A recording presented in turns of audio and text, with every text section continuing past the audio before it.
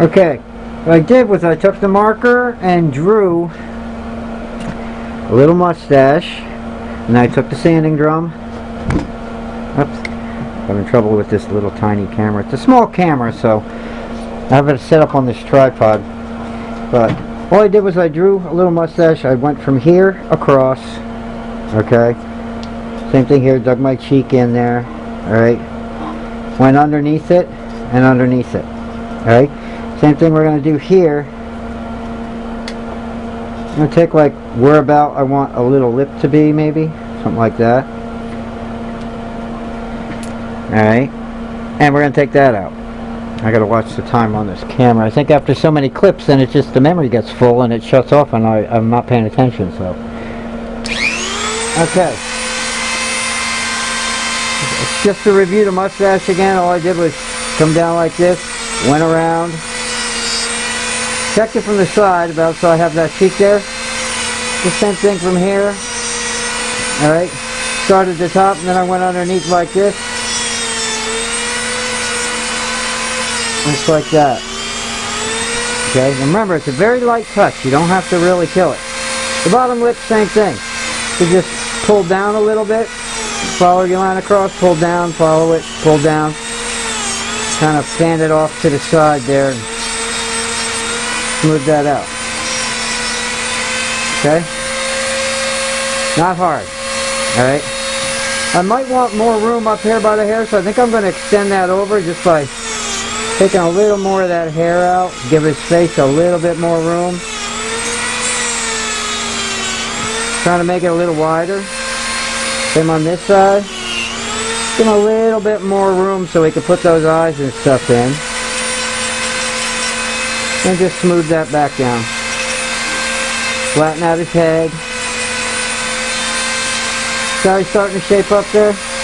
Smooth off the mustache a little.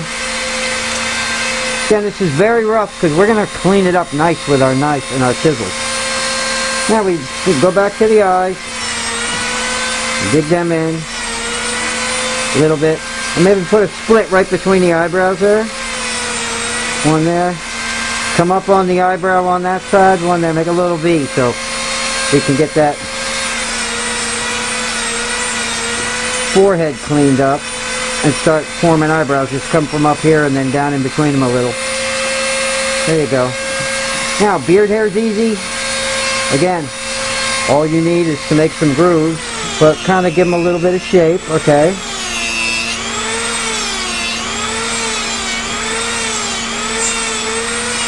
You see with that line for the hair that came down?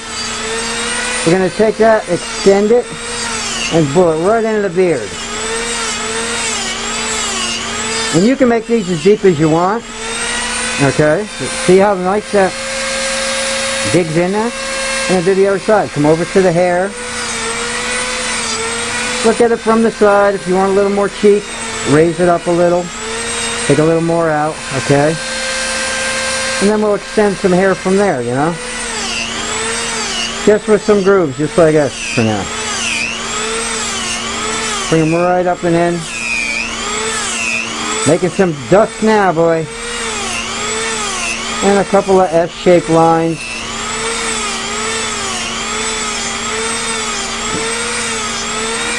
And we'll clean it off.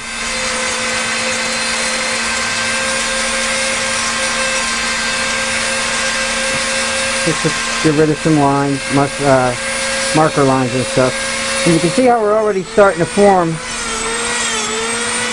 pretty much what he's going to look like. Alright, so let me blow that off.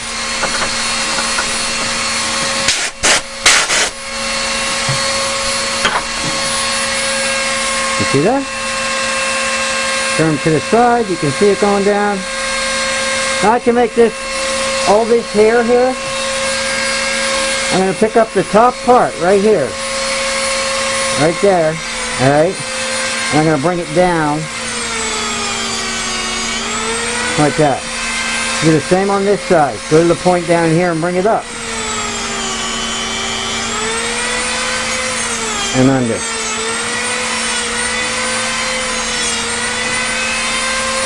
So extends that piece of hair out, clean it off.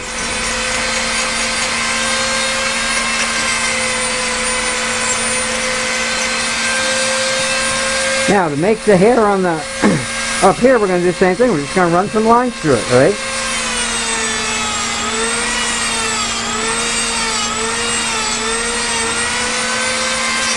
You can get some really nice depth with this sanding drum on basswood. It's unbelievable.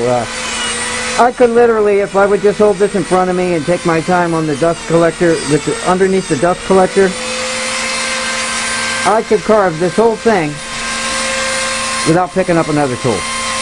Alright? You see how that started coming? Now, I'll show you how to clean them up really nice, and we'll put some depth in them and stuff, and get those lines really clean and all the fuzzies off by using our detail knife and a V-tool.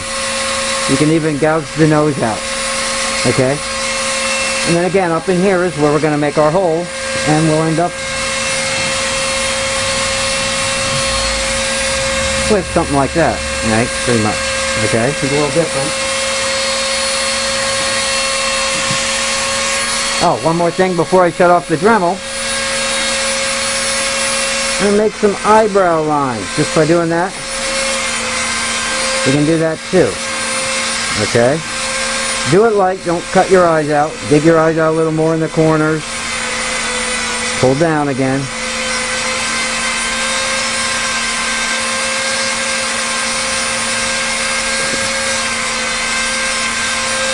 And we got our face pretty much roughed out and started. Okay.